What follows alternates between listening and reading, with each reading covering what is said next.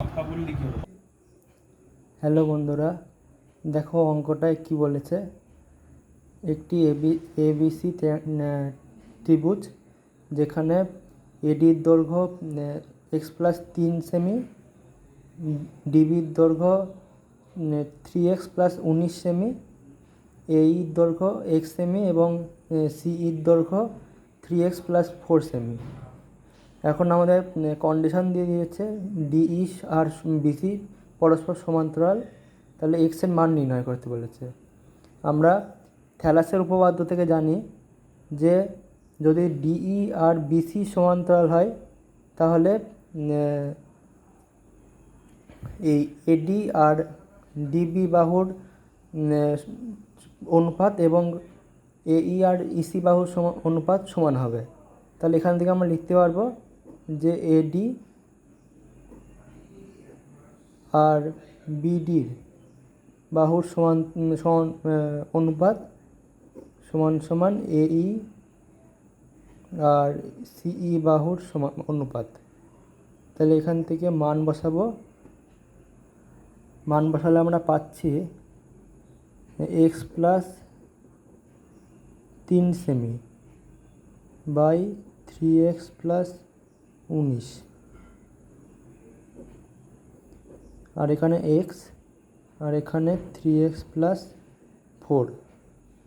তাহলে এবার কোনাকুনি গুণ করব,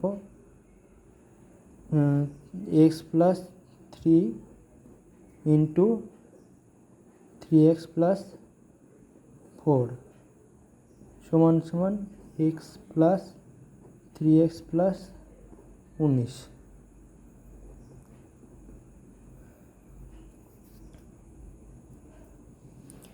এখান থেকে তাহলে পাচ্ছি আমরা 3x² plus 4x plus 9x plus 12, আর এখানে 3x² প্লাস 19x।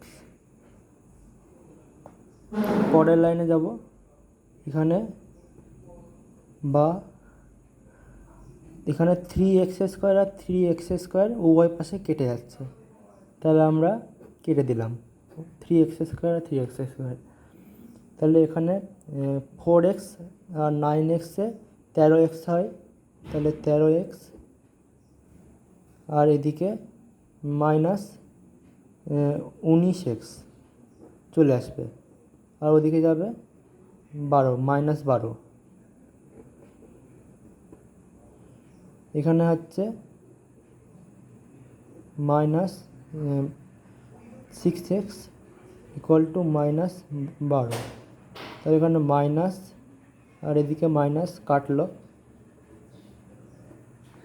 এদিকে বা x = 12/6 = 2।